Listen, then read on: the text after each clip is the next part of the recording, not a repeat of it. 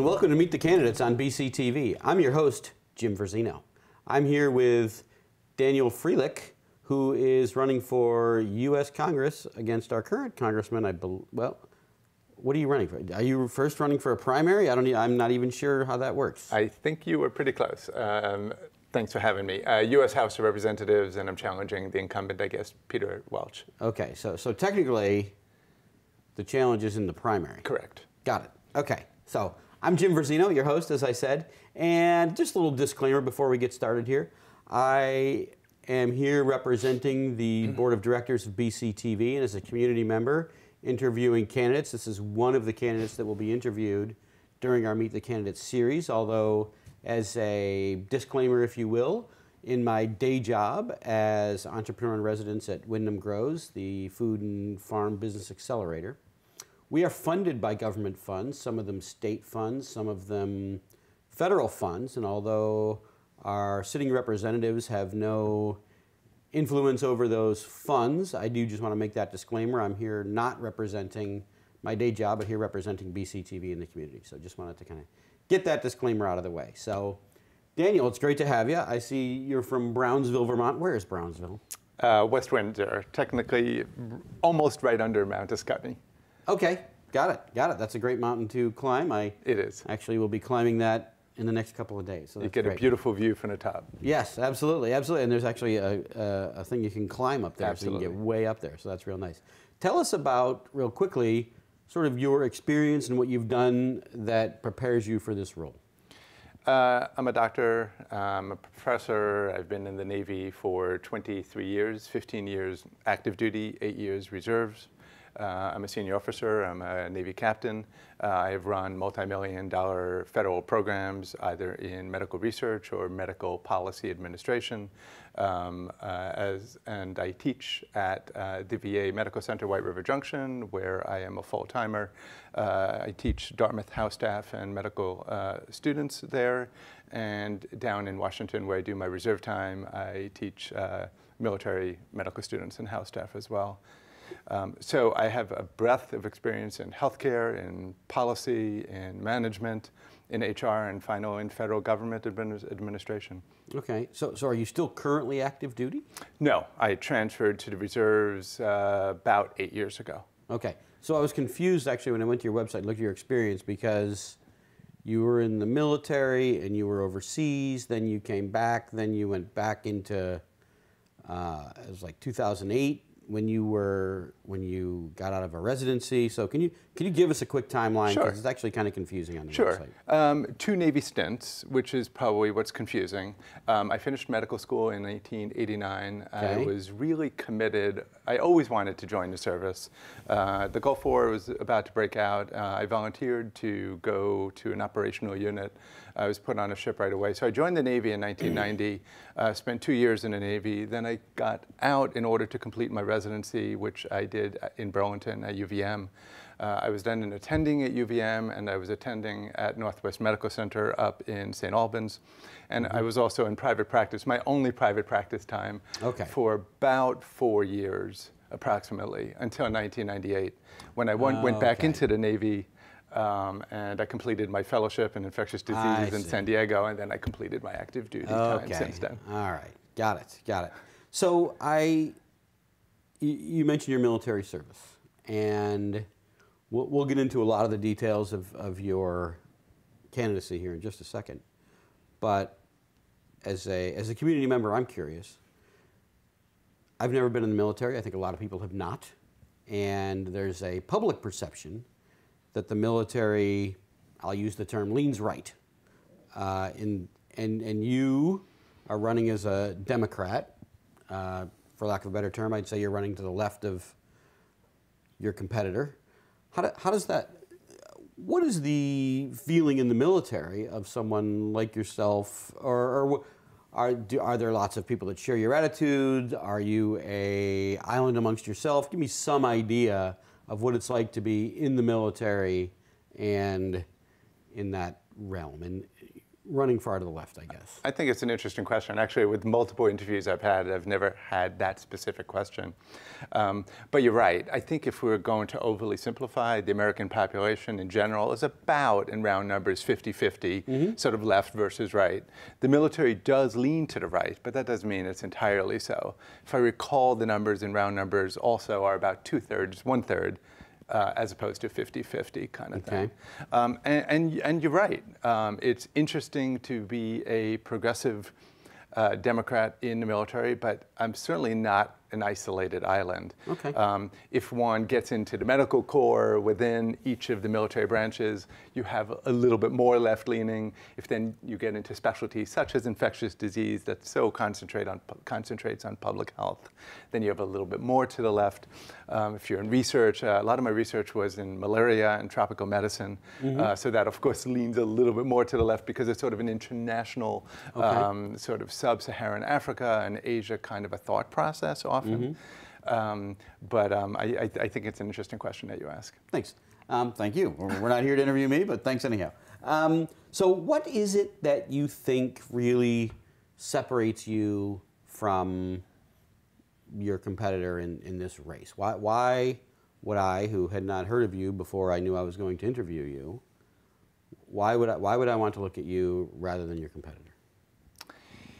You know, it depends how we want to answer that question. I'm going to sort of, if I was going to answer that in a politically correct word grouping, I'd probably say, what is the definition of public service? If I was going to be a little bit more blunt, then I'd probably use the word corruption. And I think what I'd like to do is kind of define, because probably the truth is somewhere in between. Okay. My experience in the Navy and the core values that I was taught in the Navy are that service and leadership requires that you prioritize others ahead of self. It requires that you not only prioritize others, but you also create a level playing field for all. So one special group doesn't have any extra oomph, in a sense, beyond those of the others. It requires that you have maximal integrity, that you minimize your conflicts of interest, so you seem like an unbiased, objective leader. I think that elected office in the United States, unfortunately, is not at all that. And I think that Mr. Welch has made a decision, for better or for worse, that he will play the game. Now, I'm going to say up front, because we're going to have a conversation for a few moments about this, I don't think he's worse than most candidates or most elected officials in Congress. But he's very much part of the problem, because he not only plays the game himself, for reasons that we might discuss in a moment, but he enables all the others. And even his argument that the money that he takes, and just for the record, I want Vermonters to know, 71% of Mr. Welch's money comes from special interests, and in particular from PACs, and in particular mostly corporate PACs. And I sometimes bring this along to these kind of interviews. This is about 140 to 150 pages or so from the Federal Election Commission of Mr. Welch's PACs. He has made a decision that his own candidacy and winning for himself is more important than representing democracy, sustaining democracy, being a role model, leading, fighting cynicism, trying to get people to vote and participate in government, because he feels, or at least it appears that he feels, that his winning is more important than all those ideals. Now, I don't think he's the only one to have made that compromise, but he's the only Vermont representative we have. Nebraska can worry about themselves, Arkansas can worry about themselves, and I'd like that to change also. But first, I think part of personal responsibility is to correct your own issues. And we in Vermont have an image, and sometimes I think of it as a bubble, of this beautiful, progressive, democratic society, which it certainly appears superficially because it is beautiful physically. We treat each other well and with respect, and we expect the best of each other. But sometimes that means sweeping under the rug what the real truth is. So can you give me an example of a vote maybe that Mr. Welch took that you might have done differently if you thought you were representing the people of Vermont in a different way? Yeah, actually it's very dramatic this year, and we're going to get to that with opioids. But I think before I get to that, I just want to make a point that what you vote for is actually less important than what you don't vote for. The problem is that it's a very low bar to evaluate someone's integrity based on what they vote. Most Democrats are going to vote for anything that supports more leftist-leaning tax policy, more leftist-leaning healthcare policy. The question is where your time and your priority and where your energy and the fire in your belly is. And I would posit that there's very little from the establishment in the party, which includes people such as Mr. Welch, fighting for core issues, which we're going to talk about in a moment, as opposed to spending a lot of time fighting and advocating for issues that are important to their corporate contributors. So we can talk about an example. You asked for one. Mr. Welch co-sponsored H.R. 471, which was the bill last year, which 60 Minutes and the Washington Post exposed. This bill stripped the DEA of its authority to be able to regulate suspicious opioid deliveries to pill mills. You may vaguely, as I'm talking about this, remember this because What's a pill mill? I'm sorry. A pill mill is either doctor's office or pharmacy that's kind of not reputable and would just prescribe or distribute for, Percocet and various others just to make a big profit without a good medical indication. It might ring a bell because Tom Marino, who was Trump's drug czar, had to withdraw his nomination. He's a Republican from Pennsylvania when it became public because of this expose by 60 Minutes and Washington Post that he proposed and sponsored the bill at the bequest of pharmaceutical distribution companies and chain drugstores and pharmaceutical companies while taking a ton of money from these companies for his campaign. Of all the hamlets, of all the towns in the United States, who co-sponsored that bill? Peter Welch. Not only did Peter Welch co-sponsor the bill, he co-sponsored the bill at the request of a pharmaceutical company. He took tons of money from the same pharmaceutical distribution, chain drugstore industry companies that we talked about a moment ago. And he says that those things were completely unrelated. And finally, he'll say to defend him that he was clarifying the ability to get opioids to those who need them. That is exactly the kind of argument that pharmaceutical companies always use, because they obviously need to find some argument. In fact, when you hear his interviews, he talks also about defending the pharmaceutical companies, that they invent medications and that they're therefore a big positive influencer on American society. That's absolutely not true. In fact, most new drugs that are discovered and advanced in America are discovered at NIH or by federally funded nonprofit or university labs. What the pharmaceutical companies do is they then do the final testing and then sell it and make a lot of money. But almost all the drugs come from federally funded organizations. The point that I make is, and this is anecdote, this is only one example, the examples are limitless, is that Mr. Welch is taking a ton of money from pharmaceutical and pharmaceutical-related industries, espousing policies on their behalf. And he is a progressive Democrat from Vermont. Right. Why isn't he spending all his time fighting for wealth inequality issues, well, et cetera? And we'll get to those issues now. Well, that's actually where I was going to go next, because I know that sort of, even in that commentary there, you're hitting on a couple of those things, right? You're hitting on wealth inequality because so much of the wealth is going to the pharmaceutical industries, and you're hitting on healthcare and the delivery of it, and you're a physician and you see all that. So I want to, if we can, maybe change the discussion a little bit over to income inequality, because I saw on your website that really is sort of the issue that you highlight most as an underlying cause of, I will say it this way, many of our society's current ills. Sure. So assuming you were to make it to Washington, what do you imagine you'd be able to, or what do you imagine you would start doing as a freshman congressman to start working on that issue? Because it is such a critical issue. First thing I would do is I'd make sure that Vermonters know that more than 90% of my time is going to be committed to 4 core issues. Okay. I'll get down to the specifics to answer. Number one is going to be campaign finance reform. Number two is what you're getting at, wealth inequality. Number three is healthcare, i.e. Medicare for all. Number four is transformational green energy policies. I will not be spending time on minor pharmaceutical, opioid, or telecommunication, or various other issues. Someone else is going to deal with that. But your Vermont representative is going to be concentrating on the core issues that are really the vital link to fixing what is wrong with America. Tell me those again. Wealth inequality. Campaign finance reform. Campaign finance, okay.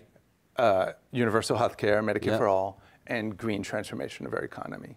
Okay, so I look at this as political equity, economic equity, healthcare equity, and environmental equity, or planetary equity, if you will. So what am I going to do from your point, to answer your question about wealth inequality? So what many people do, if they even care about wealth and income inequality, is they'll throw up their arms and they'll say that this is a byproduct of automation, of globalization, of specialization. These are very, very complex issues to deal with. I'm the first to admit that. And they still can be dealt with, but they are more complex. The easier, low-hanging fruit is taxation. And we always had a bipartisan consensus in America, on the left and on the right, throughout most of the 20th century, that there will be some reasonable distribution of our wealth that we're going to ameliorate with taxation. And that the wealthy who do well in our society, and don't do well only because of themselves, they do well because of our entire civic system, that they will pay a higher share of the tax burden. We also always had a sentiment that corporations, American corporations, who also benefit from our securities exchange system, from our Department of Defense that stabilizes supply lines, and all the other economic reasons, not to mention just having a politically stable country, that they too will pay their fair share towards maintaining and sustaining our democracy. We Democrats have allowed this conversation to go away. And it's not just an intellectual conversation, because this is the sine qua non of the pain of every other issue that middle class and working people sustain. The fact that they don't have health care, of course we should have a universal health care system. But had they had, or if they had more money in their pockets because the tax system was fairer, they'd be able to figure it out. And you can use that about every issue. Of course we should have universal child care, and we should have family leave. All these things should be done, and I think they should be federally funded. But even if they're not, as they are not now, if the tax system was fairer, we'd be able to achieve more equity in these issues. So what would I do? Step number one is team up with others, because nobody can do anything in isolation. I think the fact that I don't take special interest money and will never take any special interest money gives moral clarity that gives political power, because people are willing to deal with people who are reputable and who demonstrate integrity and are role models. So what I'm going to fight for is a return to progressive taxation. Number one, increase the marginal tax rate on income tax, and I would decrease the tax deduction on house ownership mortgage interest, because it favors the wealthy. The payroll tax is very, very regressive. There's tax max where your earned income stops at about $120,000. After that, you pay no Social Security. That's an enormous gift to the wealthy. I would get rid of the tax max. Capital gains, you pay no Social Security on. I would do what I can to try to apply Social Security to capital gains. Speaking of capital gains are taxed at a very, very low rate, which is another wealthy gift. I would get rid of that and equilibrate that with earned income, which is what factory workers and nurses and every middle-class normal person has to pay for. And there are other issues. Most notably, the corporate taxes in particular are abysmal, and delayed repatriation costs the government $60–70 billion a year, and makes all these companies take their assets overseas because they don't pay anything until they come back. All this is after we work to reverse Trump's tax bill from 2017. I would encourage you to add a transaction tax on Wall Street to that one, but sure, we didn't even get that. That's actually my second. Not to get too super wonky, and most people won't even know what that is, but sure. Actually, what that means is every time there's a transaction on a stock or on a bond, a small percentage of it goes into a tax fund, Right. which can then be used for some sort of Right. public good. Yes. So in my day job, I'm an entrepreneur in residence, and I always ask people about their business model. How does the money come in before you can do any of the good that you want to do? Cash is like gas. That's what I tell them. So what is your model? You're not going to be taking any PAC money, I think I heard you say. So how does your campaign get financed? So we finance only via individual contributions. I'm going to be honest, Jim, I don't even like that. To be frank, there is some moral ambiguity there, but it is minuscule in comparison to taking money from PACs and from corporations and other special interests that can give so much money. Individual contributions don't bother me. I wish the limit was, if they wouldn't bother me if the limit was lower. But there aren't that many wealthy people in comparison to the middle class and working people, so it does equilibrate. There are more middle class and working people who could make up with smaller contributions for maybe the larger contributions you can get from rich people. But to answer your question directly, I only raise money from individuals. They are voters. They are not corporations. Corporations are not people. Right. I'm going to be beholden to no corporation. We've raised, I don't know the exact number, but it's about $60,000. It's not millions. It's enough to have a competitive campaign, and hopefully by telling the truth and by doing the right thing, similar to what Ocasio-Cortez did in New York State very recently, we'll be able to win an incumbent who is not raising his money in a fashion that demonstrates integrity. So what do you think it takes money-wise to run a campaign in Vermont? It's very interesting. I don't really know. So we have 12 paid interns. We have another 12 or so volunteers. We have about full-time. So we have about 20-ish active participants all over the state. We've knocked on about 11,000 doors so far. At the current rate, we're going to knock on 60,000 doors. Of course, we're active with social media and writing letters to the media and having interviews like we're talking about, right, like you and I are doing. These can be very, very instrumental, especially when the electorate so is wanting change, and not the kind of change they got in 2016 with Trump. Right. So I just want to say one thing there. Sorry, here, go on. Well, I was wondering, so we're what I'll call deep in southern Vermont here. We're the complete opposite of where Burlington and Chittenden County is, and we often feel like that's where all the action is. And I think you're probably central southern Vermont, I guess is what you would consider where you're from.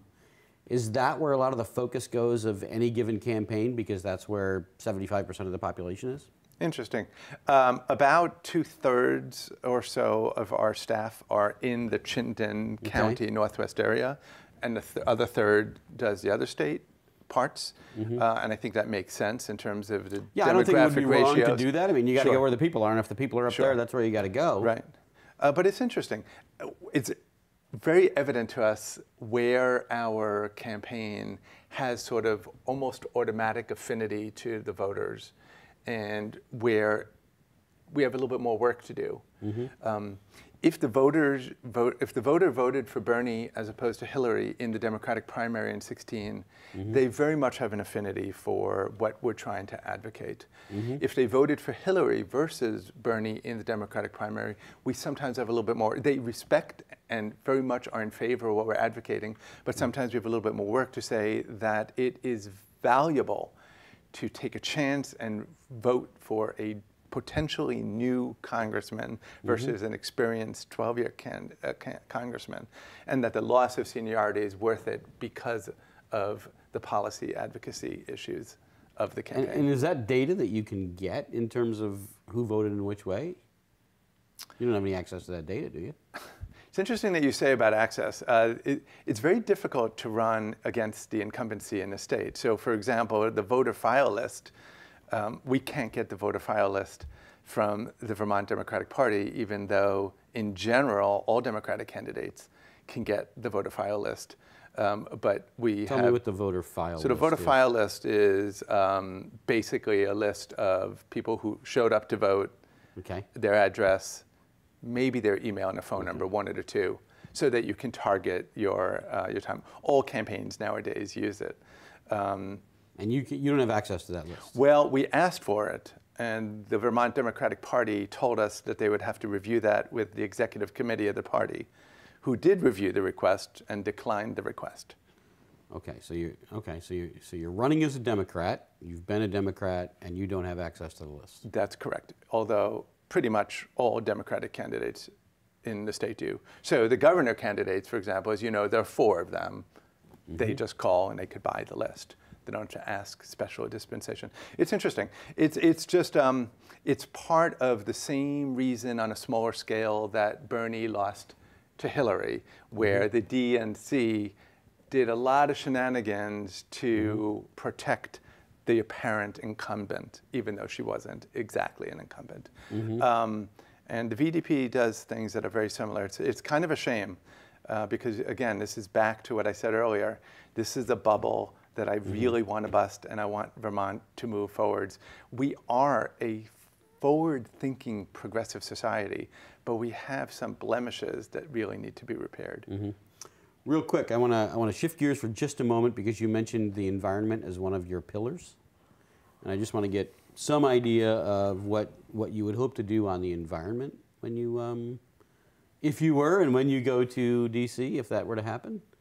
Yeah, if I get elected, that would be one of the other areas where I would team up with others who are interested not in incremental, but in transformational change of our economy towards a green, energy-based economy. Massive investments in renewables, massive investment in mass transit, the kind of thing that much of northern and frankly parts of southern Europe have done that have moved them forward enormously in terms of fighting climate change and CO2 emissions, but are also enormous stimulants of the economy. Right. They create millions of jobs at the same time. There are very few losers. One of the losers is the fossil fuel industry, if they don't join the bandwagon and transform and be promoters of green energy.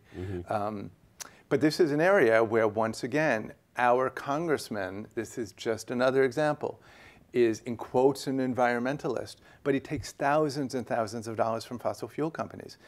This is misleading at best, and it's a scam at worst, and we Vermonters deserve better.